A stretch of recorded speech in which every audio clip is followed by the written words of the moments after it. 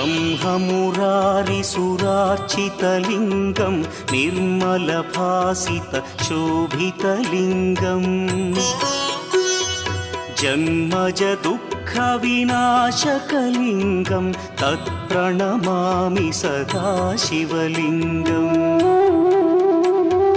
देवमुनिप्रवरार्चितलिङ्गं कामदहन करुणाकरलिङ्गम्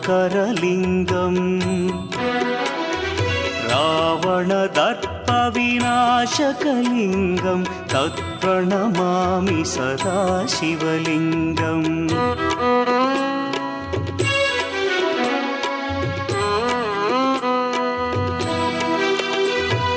सर्वसुगन्धसुलेपितलिङ्गं बुद्धिविवर्धनकारणलिङ्गं सिद्धसुरासुर